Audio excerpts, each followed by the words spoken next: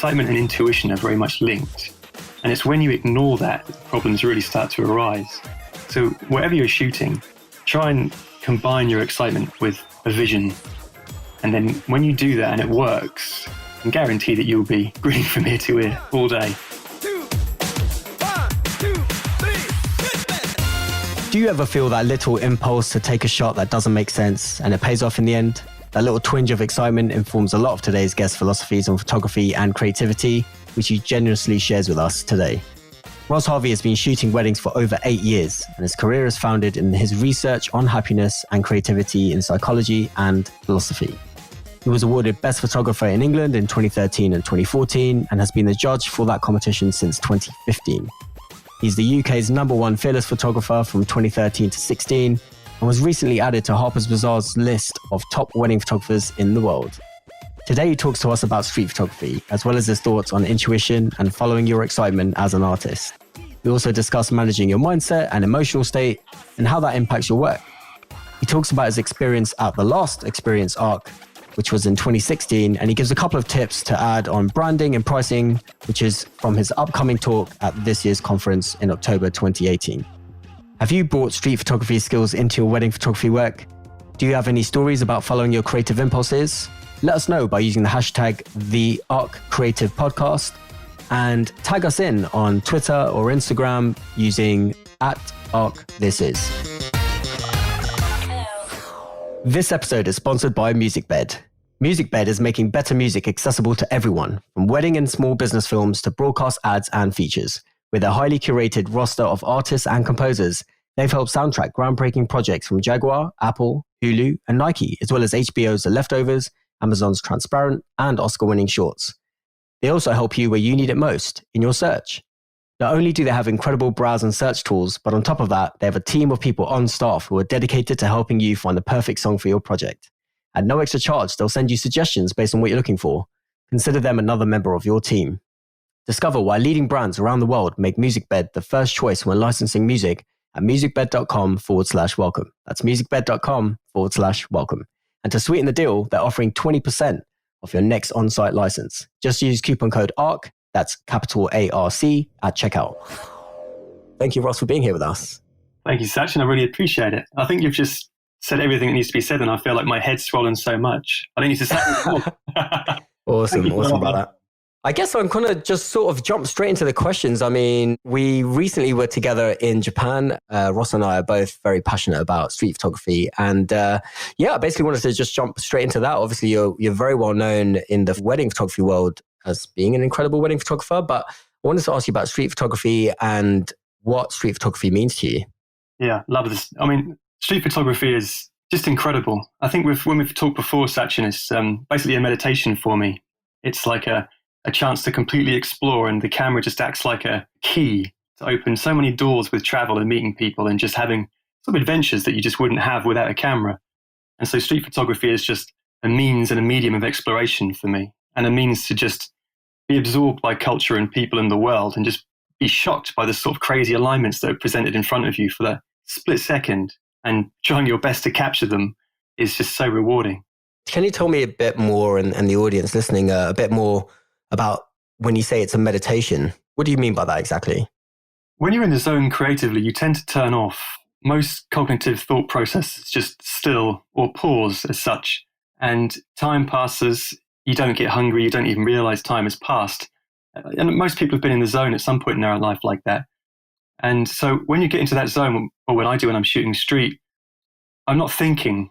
There's no logical thought. I mean, maybe I'll think the light over there looks nice, but from that point onwards, my rational, logical brain is disengaged. I'm just basically being a child in a playground. I'm just having fun with everything that's in front of me and trying to make the most of it. And so I found myself losing hours upon hours in bliss, basically, with a very, very still, focused mind. And that is, I realize, very akin to when you meditate. You let all the rubbish come out of your mind, and that takes a little time, but eventually you just have a singular focus and a peace that takes over you. And that's how I feel when I'm shooting street, especially when I'm in a groove.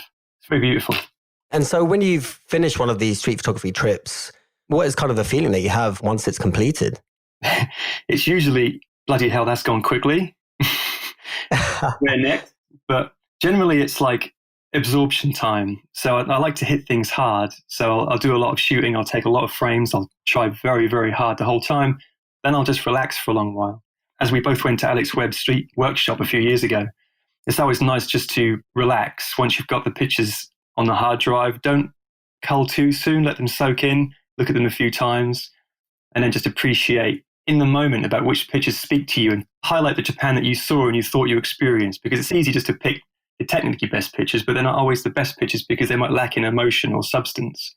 So I like to just absorb them a bit. I say that I'm a complete hypocrite because I usually do it really quickly, but that's my goal. Fair play. And so do you, after a trip, street photography wise, you've been to Burma, been to Cuba, most recently Japan and India. Do you go back and reflect over these images, or what is your process around that? I do actually. The blog posts that I put up, I look at them loads, and it's not like a self-congratulatory thing. It's just to remind myself of the moment. Because when you're in the moment, time and space takes on a very different quality. So I like to reflect on the pictures and teach myself so I can really absorb which pictures speak to me the most.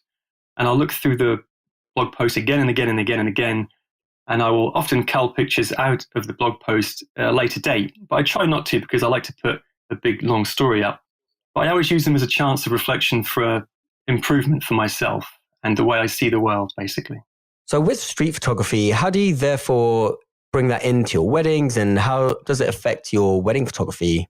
Patience, usually, and also seeing a big picture very quickly, because weddings become a lot easier once you've shot street, because if you try street photography, you'll realize it's a lot more difficult than the pictures let on. Like, a lot of people view street stuff and think, oh, that's a simple matching of elements. That's quite easy. I could do this, I could do that.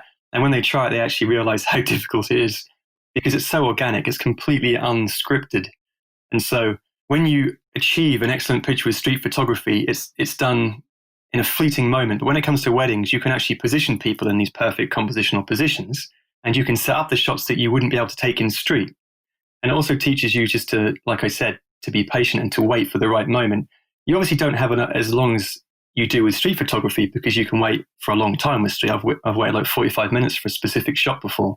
But with weddings, you might hold on just for a few more minutes and you can still get that shot. But it also teaches you bravery, because street photography is, again, difficult because you have to get close to people and you have to be confident with the way you shoot and your own personality, and to be good with people. And you also have to, well, I like to respect the people I'm shooting. So you have to be empathic and realize that, are you overstepping boundaries? Because you put yourself in that position. Would you want to have someone that close to you with the camera? Are you looking threatening, or are you being friendly? And so all these tools and techniques you can use with weddings. And obviously it just makes shooting the weddings a lot easier. And because you're in one sort of single set, a single movie, which is a wedding, it's a lot easier to direct it. Beautiful. So if somebody out there is listening and they haven't tried any street photography before, or they have and not with much success, or, street photography is obviously incredibly hard. As you mentioned, you're getting close to people and you may be out of your comfort zone. What sort of advice do you have to them if they wanted to go out tomorrow and try street photography for the first time? No expectations. Shoot street without expectation and just enjoy the process. And when you do that, you'll shoot your best work. And any kind of tips and advice on to which sort of camera or lens or gear that they should use? Whatever they're comfortable with, really. Mirrorless cameras are a lot easier to shoot with because you can hold them at chest or stomach level and be a bit more discreet. I actually shoot most of my street on the D750, and it's a lot more difficult and it's a lot more challenging, but I'm just addicted to that dynamic range.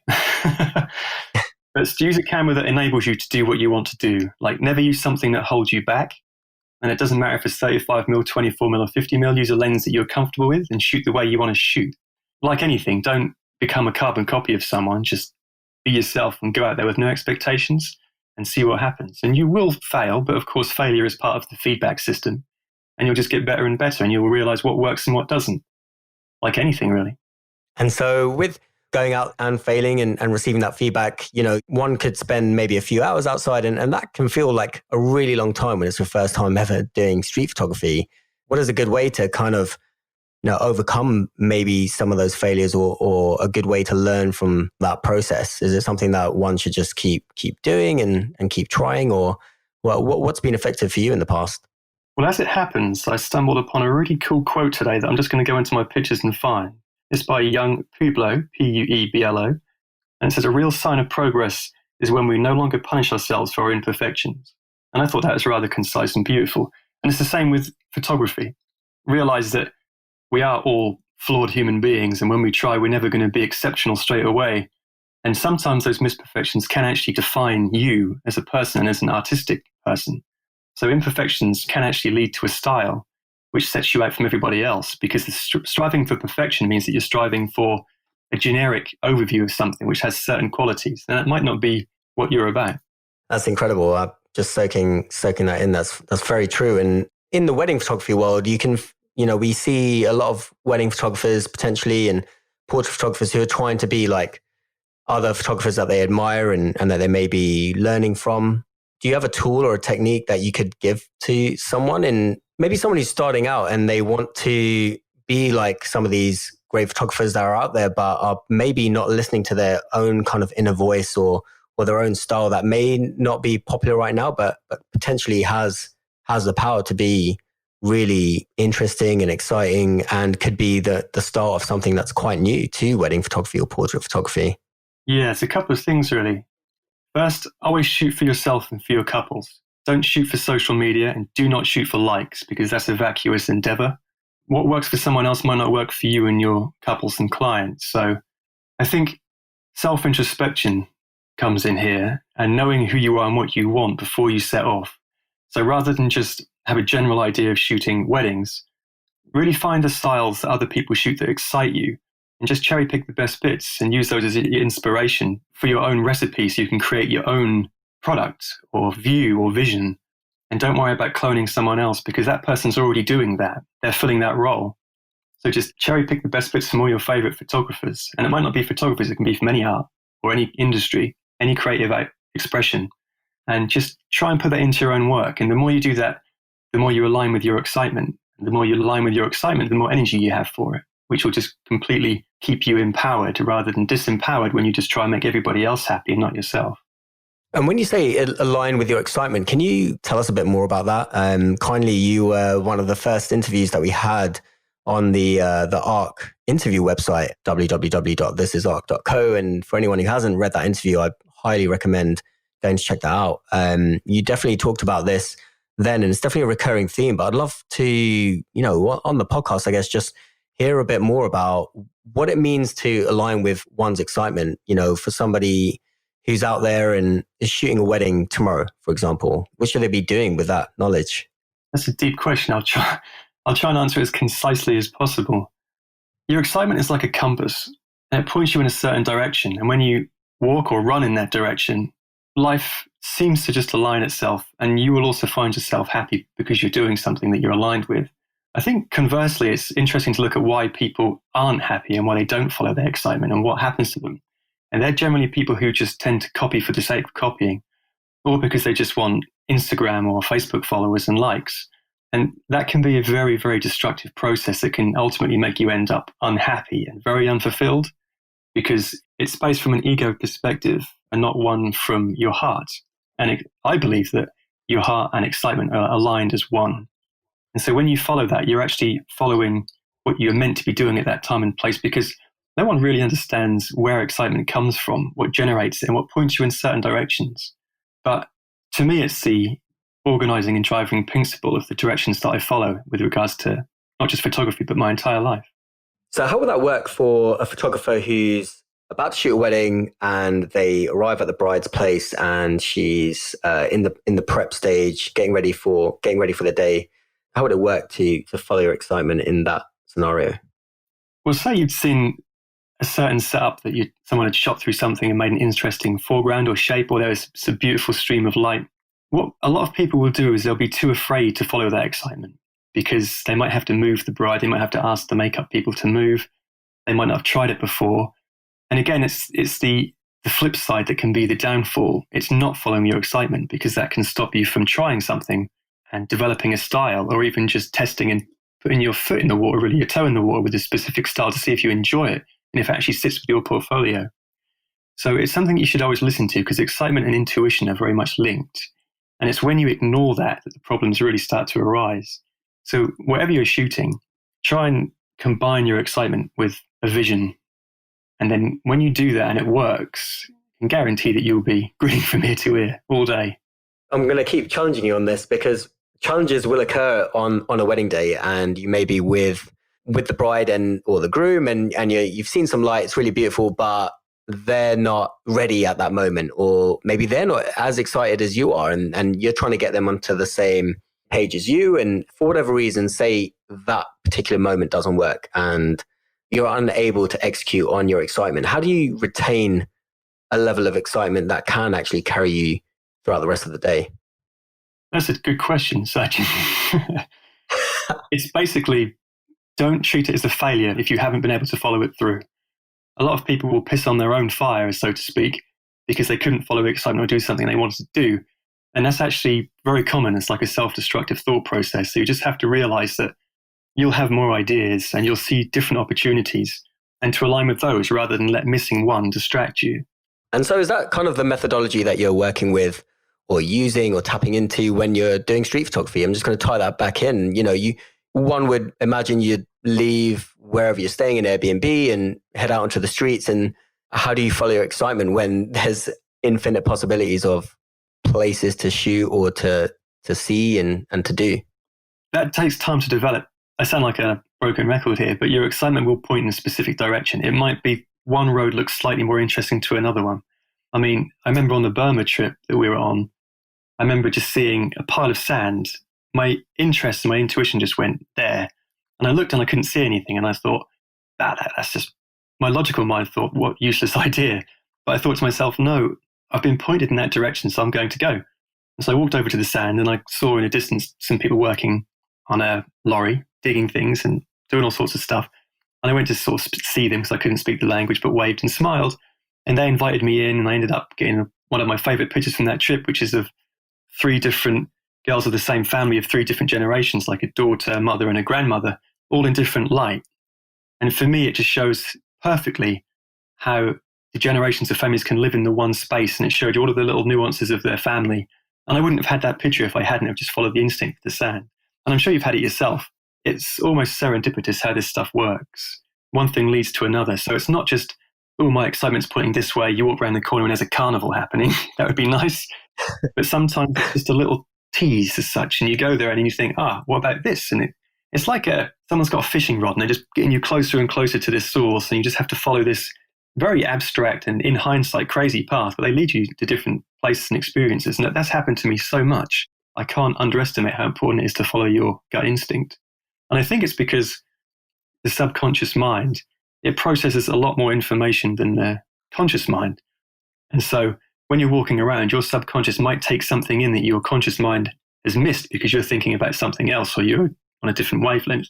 But then it clicks and points to you in the form of intuition to go and look back here. And it's just a theory, but I think that might be part of it.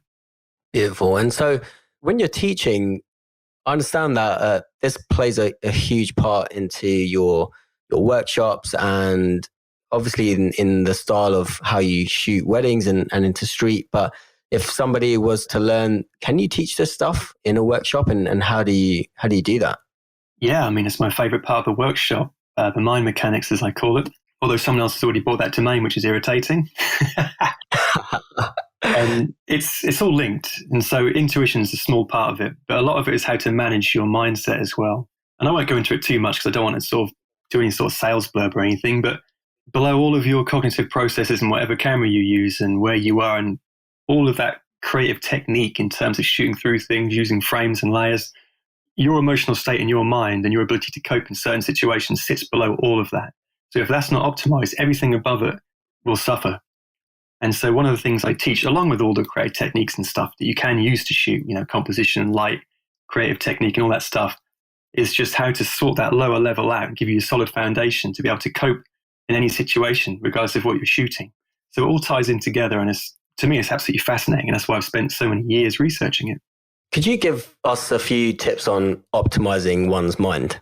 How long have you got? Well, I'm just curious I feel like some of the ideas that you're sharing and some of the belief systems that you have, you've been working on for quite a while, and somebody who may not be into any kind of meditation, for example, is something that I use to clear my mind, and it's something that I need to do or want to do every single morning so that I'm prepared for my day. And so I'm wondering if there's like a few ideas or techniques that maybe people can just dive into a little bit and do some research for themselves so that they can help optimize their own minds. It's difficult to sort of pinpoint anything singular because it's all linked, but don't take yourself too seriously. I think it's a really key one. A lot of people get distracted by all sorts of things that aren't really that important, and it can be very disruptive to the creative nature. And people think too much, and the logical thought process obviously is useful and invaluable in many situations, but in a creative situation, it can block the creative flow. And so if you have a monkey mind, which most of us do in the Western world, where we're bombarded with information, our mind will constantly cling and jump from one branch to another, and I'll be holding both at the same time before it lets go and grabs another branch, another bit of information, another hit of dopamine through social media.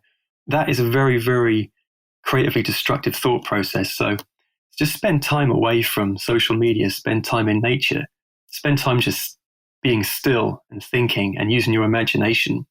And all of that stuff adds up over time. And then you can start to learn about positive techniques and how to actually be a sentinel for your own mind and detect when you're thinking or doing anything negative and learn how to flip that into something positive. There's a lot of different techniques for that, and it's quite a deep subject. The stuff like that sounds like personal development coaching hippie stuff, but it's completely invaluable, and it's changed my life and many other people I've taught it to.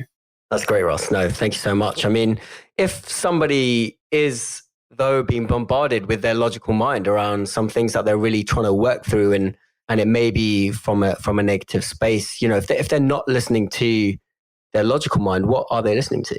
What should they be listening to? Intuition. And also the moment, because sometimes you don't hear anything. Like, people think intuition is going to be some voice in their heads that says, look over there and shoot that. But often it's just a little impulse. And a lot of people don't actually know how to listen to intuition. And it's just following that little, it feels like your body's trying to pull you in a certain direction with excitement and physically as well. And just learning to listen to that and trust it. And developing that process and developing that trust is such a crucial thing to do for your creativity. And how has it helped you in your career? Because obviously, I believe it was 8 years ago, you started doing wedding photography, but you were in a completely different world before that, I believe. And then you moved to wedding photography and have been very successful within it. So can you give us a bit of an insight into how you used your intuition at that point? Yeah, if it wasn't for listening to my intuition, I wouldn't have bought a camera back in 2006, I think it was, on eBay. Just a complete impulse, buy that camera, and I bought it, and here I am. But that's a very simplistic example as well. But every time I look back in my life, no matter what I've done, I can't remember a single time, and I'm not exaggerating here, I'm hand on my heart, I can't remember a single time that I've ever been let down by following my intuition. Not once. And I can't say that about my logical mind. There's plenty of decisions I've made through fear or through ego that I can look back on and think, whoops. But I can't do that at all when I look back at my creative, intuitive mind. And that, when that aligned and I realized that was an absolute truth for me, my sort of mind exploded really. And I thought, there's something in this I need to investigate further. Fantastic. Thank you for sharing, Ross. So I want to switch gears a little bit and speak a bit more about your speaking experience and teaching, because since being a wedding photographer, you've spoken at different conferences around the world, and obviously you spoke at the Experience, the event that we have each October in Vancouver. But I believe you'll be speaking at TED very soon, and I'd love to hear more about this presentation and how that all unfolded. Yeah, I'm absolutely delighted to be speaking at TEDx, and it's speaking at TED has been a dream of mine, so that's like goal achieved. So gin and tonic for me tonight. It's about creative psychology, so it's stuff that we've just spoken about, but going into more detail and specific detail, but again in a very short time frame, so I need to keep it to about under 18 minutes, but I think it's going to be about 14. So no presenter notes for that one. You have to sort of memorize it and talk from script, so it's going to be a challenge, but I am absolutely delighted and so excited about it. I can't wait. And that came through Ross Tanner, who is the founder of Flow Themes. He's got ties in with TEDx in Moldova, and he heard my talk that was this year, and he invited me to speak to TED after it got okayed with some of the organizers. So yeah, very, very happy. Incredible. All the best for that. I look forward to seeing that, please do, definitely share that with us once it goes live. When would we be able to see that? The event is the 26th of May, so I'm not sure when you go online, but I'm pretty sure everything does go online, so I can share a link with everyone. Fantastic. Yeah, we'd love to see that for sure. And then, I guess on speaking events, can you tell us a little bit about your experiences at the experience when you were here in October 2016? You were the first speaker. That was a very intentional choice by myself. I definitely wanted you to be a sort of the experience in a really impactful way. And I just would love to pick your brain a little bit about how you felt speaking at the experience and kind of what you're excited about speaking about in 2018, because of course you're coming back later this year. Yeah, I'm chuffed over the moon about that. Thank you, Sachin. There's 2 questions in there, so I'll answer them if I can remember them in order. The first 2016 arc, I was absolutely blown away by how well it went. And the event was literally as if it had been run for years before. I mean, I knew you could do it, Sachin. I completely believed you would, but you exceeded that expectation. And I've already spoken at quite a few events, and I couldn't believe how well it went. And obviously, anyone who was there knew that it was going to grow and just get better. And you being the person you are, put so much in. And I'm looking forward from what you've told me about this coming year. I just can't wait to see what it's going to be like, because you've given me sort of little tips and hints and teasers about what's going to be happening. And every single time you've said it, I've just found myself grinning from ear to ear. I mean, even the venue alone is amazing, but the things that you want to put in, which I'm not going to say for obvious reasons, just very exciting. I just can't wait to see how it all unfolds. Awesome. Thank you, Ross. Yeah, we're super excited to have you back. And you're actually coming back as the interviewer. So I'm hosting the podcast, but during the actual event, working more kind of behind the scenes and working with the speakers. But part of the event, we have an opportunity for each of the speakers to actually be interviewed, and you'll be doing that. So yeah, just want to get your thoughts on that side of it. I'm going to grill him.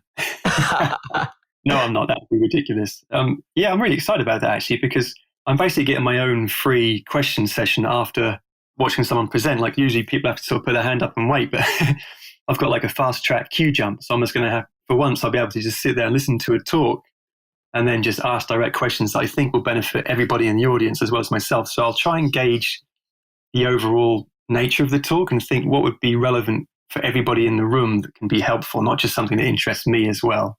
And so I've never done that before, so I'm pretty excited about it. Fantastic. Yeah, we're very excited to have you do that. And also on top of that, you'll be presenting a small presentation about pricing and branding. Could you tell our audience a bit more about this? The branding talk's my favorite. It's a bit silly. It's a bit crazy. It's got a lot of stupid things and a lot of gifts, but it's also really powerful. I've had so much great feedback from just the mini 20-minute branding and pricing talk that when you asked me to do it at ARC, you saw my reaction, right? Yeah. So I can't wait. I'm not going to give any tips away, but it is super valuable and it's also funny. It just makes me laugh doing it, so I can't wait to share it with everyone. Fantastic.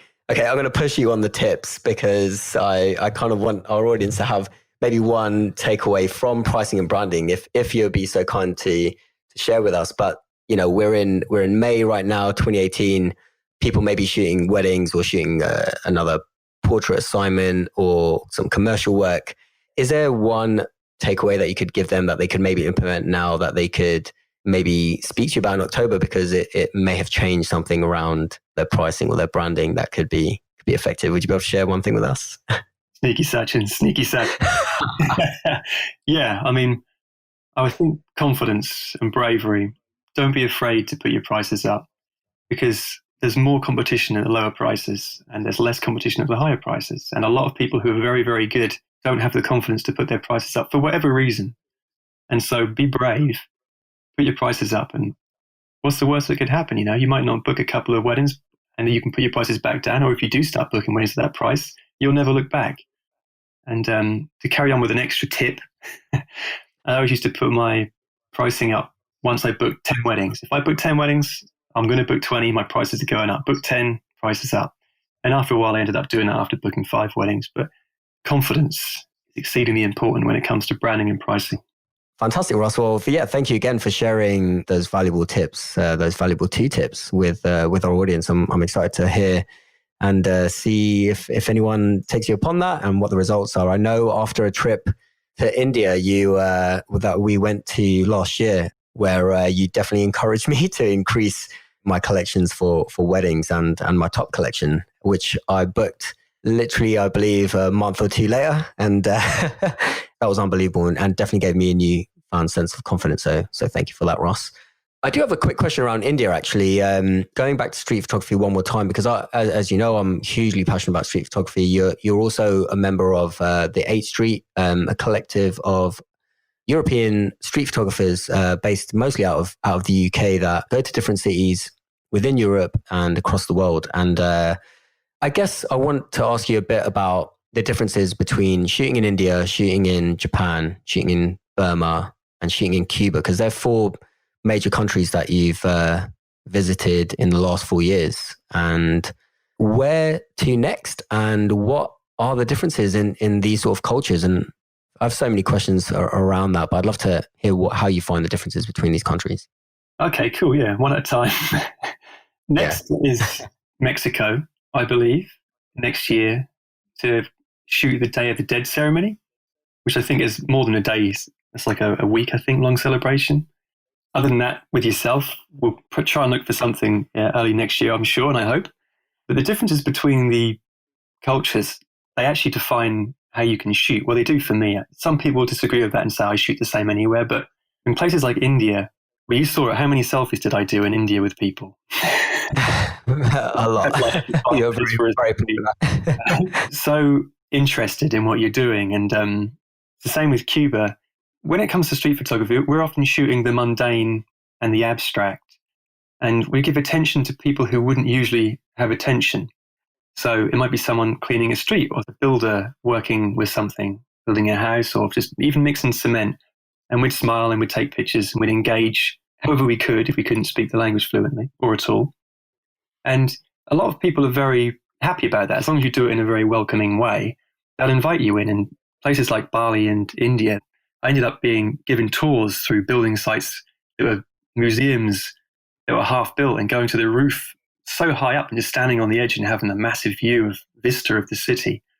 And it's just so heartwarming to see how people are so welcoming. And then you've got somewhere like Japan where everybody's so polite and so friendly, but they're also very shy. So it's a very, very different experience. You can't just walk into a room and start shooting because you just get eyeballed and you will feel out of place. And I know some people would shoot that, but for me, a valuable part of the process is the connection side of it. So I'll never push someone out of their comfort zone. And yeah, India and Cuba especially, so inviting. And you can just explore so much. And you don't have the barriers that you do in more built-up cities. Places like Japan, you've got people will tell you no, they'll stop. You've got to have a license to get in certain places. You don't really have that in the developing countries. So you have like an artistic freedom. Like if you're holding a camera and you're friendly, you can literally go anywhere. It's insane. Fantastic. Thanks for sharing that, Ross. I have a few quick questions I wanted to ask you right at the end that maybe give us a bit more of an insight into yourself. Straight off the bat, is there a book that you're reading right now and or one that you would suggest our readers to read that has been very helpful for you in the past? The book I'm reading right now is about TED Talks. I'm not going to lie. Of course. But other than that, I read a lot of science fiction. So I'm reading some Brandon Sanderson at the moment, Way of Kings. And if any sci-fi readers out there or fantasy, it's Brandon Sanderson is absolutely amazing. His world building is genius. And reading books for me is an exercise in imagination. So I'll read and put myself in a world for an hour or two, and I absolutely love it.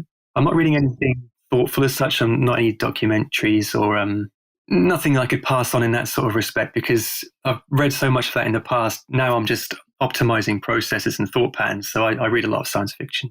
Awesome. And the TED Talks book, is that the Chris Anderson book that you're reading? Yes, that's the one. Awesome. Do you think for somebody who may be not giving a TED Talk, do you think there are a lot of tips in this kind of book that somebody who's presenting to a couple or to a commercial gig, I imagine there's probably a lot of takeaways within there. Do you recommend that book to somebody who may not be doing an official presentation but could learn from? That's actually very, very true. Yeah. Very insightful, Sachin. That is exactly the case. There's a lot of tips on how to present yourself and how to tell a story and how to engage the audience or the couple. So yeah, you could really read that, and you wouldn't have to sort of read it word for word. You could sort of skim it quite quickly and just get the main points from it. Awesome. What's one film or documentary that you feel is a must watch? Going back to the previous ARC interview, Samsara and Baraka, I think every photographer needs to watch those two. They're incredible. What is it in particular about these two documentaries that you love? They just explore the world and they show different cultures, but they do it sort of like how we shoot street, really. But it's just so beautifully composed, and because there's no vocal narrative or script, you just think and you absorb, and it's so visual. Because a lot of the time with films, you get not distracted because it's part of it, but you focus so much on the narrative and the story that you don't pay as much attention visually, which is why if you watch a film muted, a beautiful film like No Country for Old Men or something by Wes Anderson, if you watch it without sound and put some beautiful music on, you'll learn a lot more than if you watch the film with voice, because you will get distracted, because the best actors in the world are actually the best because they drag you into a film. That's the reason they're so good. So when you mute that, you can appreciate films for the visual content, which is a brilliant way to learn. But I must admit, I really enjoyed the Abstract Art of Design series that was on Netflix. There's got some great episodes, like Tinker Hatfield, the night trainer guy. That was amazing. Oh, yeah. Yeah, that was an incredible episode for sure. Yeah, I love stuff like that as well. And the Ez Devlin, the set designer, did all the sort of Jay-Z and Kanye stuff. Kanye West, yeah. He's amazing as well. Beautiful. Is there a website that you regularly follow and enjoy reviewing? I don't really spend that much time on the web. I must admit, my latest sort of dirty pleasure is Reddit. Because I just love the craziness. I'm a bit of a fan of a bit of a geek, so I love the crazy memes and stuff. So I get my daily sort of read is just a geeky, stupid blast from Reddit, but I absolutely love it. How do you maintain control over using a platform like Reddit and not getting lost for hours and, all the information or just on the web generally, and earlier you talked about not chasing likes and not being, a lot of people struggle with addiction with the internet. How do you kind of step away from that and kind of control your time?